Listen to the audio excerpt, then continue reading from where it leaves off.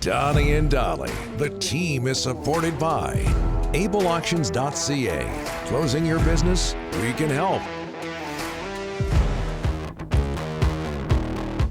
It is Wednesday today, and all of our guests are brought to you by our title sponsor. So glad to have them aboard.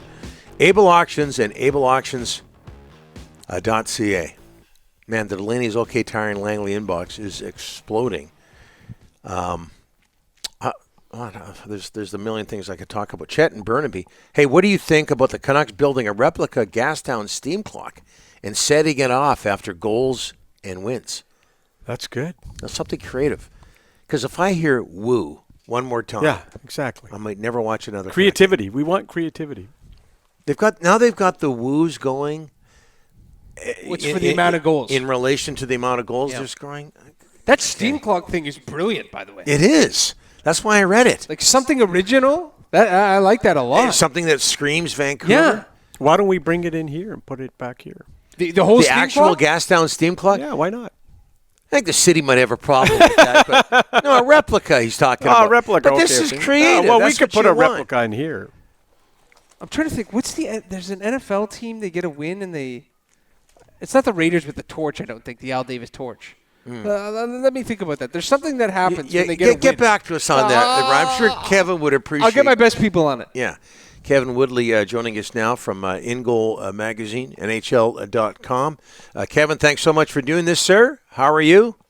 I'm good. In honor of Rick, we had to break out the Hawaiian, and we made it nice and light and cheerful to reflect the mood of the market these days. Yeah, no lovely. kidding. We're not used to this. Goaltending, that's why you're here. Thatcher Demko's early numbers are spectacular. 1.61 goals against average, 9.48 save percentage. What are you seeing? I'm seeing a guy that's confident in his body after changing some of the things that he does in terms to prepare for a season and even in season off the ice. I'm seeing a guy who we've always known has a ton of talent. But I'm also seeing a guy that has the confidence of the defensive play in front of him.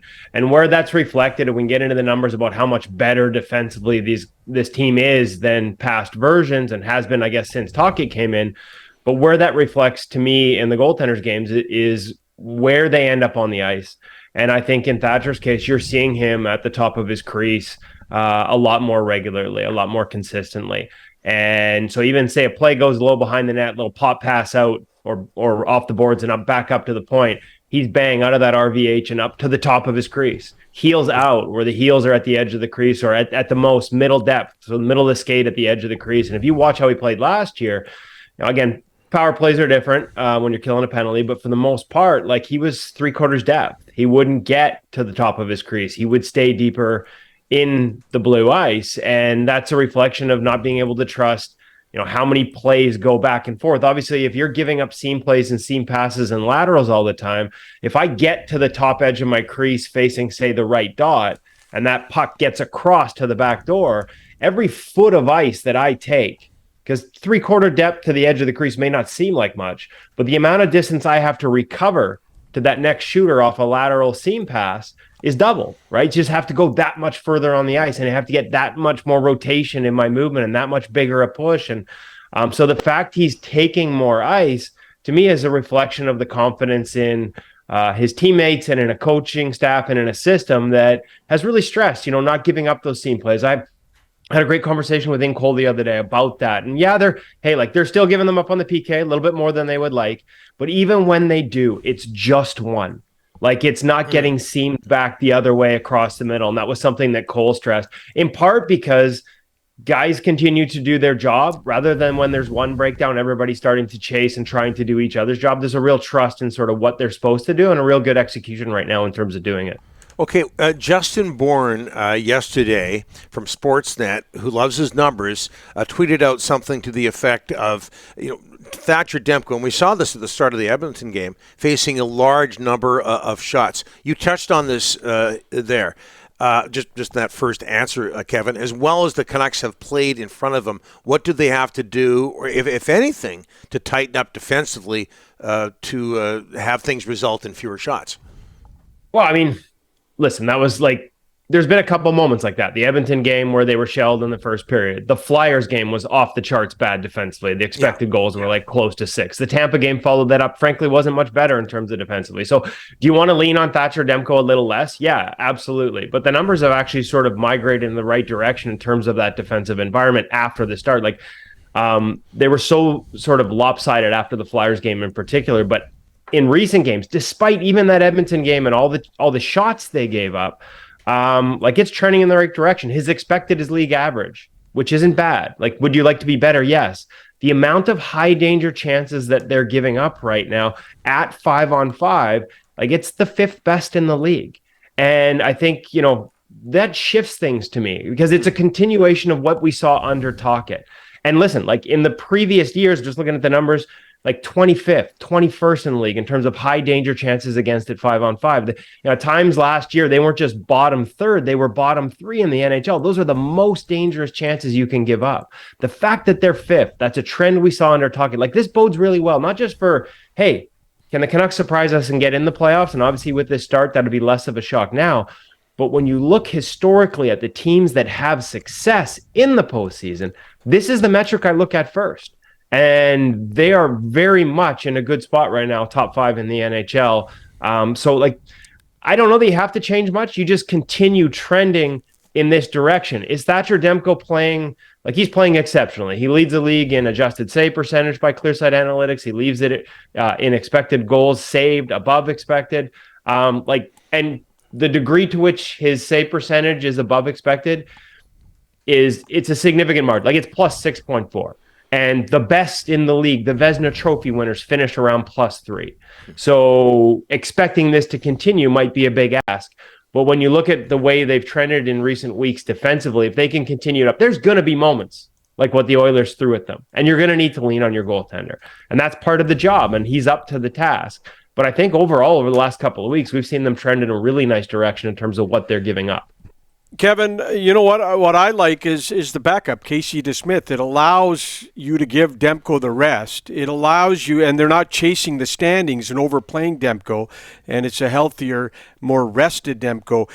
What are your thoughts on DeSmith and the games he has played so far in Vancouver? He's given them exactly what they've needed. They've given him a pretty good environment. When I look at, we talked about an expected save percentage. His is significantly higher. It's the 6th highest in the NHL. And he slightly underperformed it overall. But you look at the results. Like, he's giving them what they need results-wise. I think there are times when Casey's in net where the environment can look a little tougher. It can look a little busier. He's a great first save goalie. There's times where there's loose pucks afterwards. I think of that first Edmonton game. They had 39 chances on net and there were 15 rebounds. Now, not all rebounds are bad rebounds. 10 of them were good. Where he keeps it in front of him, where he's not forcing himself. He doesn't spit it off to the side where he's got to make a big lateral push to recover. Like, he does a nice job of keeping it in front of him, but there is a lot of loose change. I think credit to the way they're sort of coming back in front of the house, protecting the crease area and taking care of those second chances will be important in his starts. But you're right, Rick. He is giving them exactly what they need. And that's the ability to give Thatcher Demko more nights off. It's a trend we've seen league wide. And as confident as I am about Thatcher and the way he feels about his body based on the changes he made, the way he trains in the summer and the way he's training now compared to years past, you don't want to overtax him if you hope to have him at his best come the playoffs. And so they'll need that continued from Casey DeSmith. The other thing, shout out to them for being innovative and bringing in Roman Bazran as a practice goalie. There are a couple teams around the league that have done this. I didn't see it, but I'd heard that the Leafs even travel a practice goalie at times.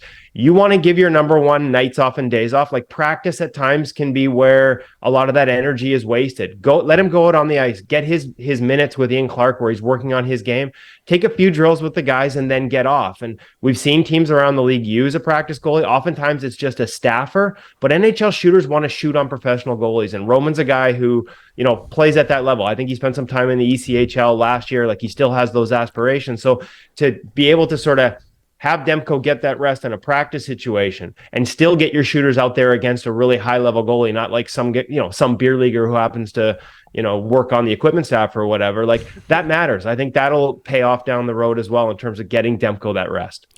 There's not a goalie in the league you don't know about. Shocking movement in Edmonton yesterday with Jack Campbell down to the minors. Your thoughts on what's happening there? Yeah, I mean, I guess it's interesting because this is more of a long-term what's happened over the past couple of years. Like if I were to compare Jack Campbell and Stuart Skinner's numbers right now, Jack's are better relative to environment, right? But I get it. Like neither goalie's gotten the job done. Stuart Skinner's a big part of the future, and I still believe in where he'll fit in their future and what his upside is, but they've got no safety net for him right now. Like I think people missed how important having Campbell in on that contract was last year because it allowed Skinner to come up without any expectations. And expectations as a goalie, they can be tough. Look at Igor Shesterkin after he won the Vezina Trophy, one of the best goalies in the world.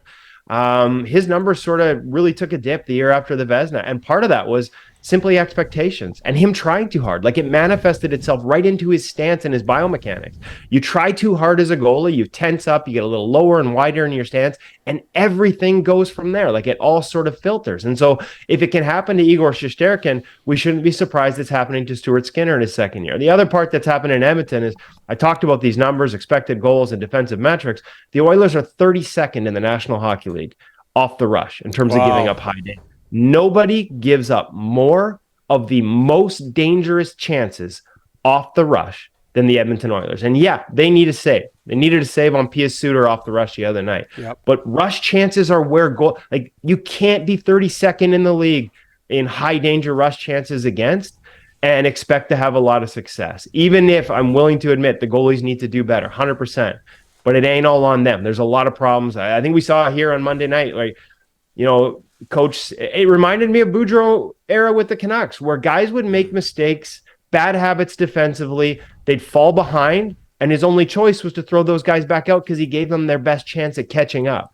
Evan Bouchard makes a brutal mistake, doesn't hustle back on the back check, and your coach is saying we got to have him out there because he's our best chance to score and catch up. It's a slippery slope. There's a lot of bad habits defensively on that team, and I'm not sure a goaltender will help, but it's not going to fix it if that continues.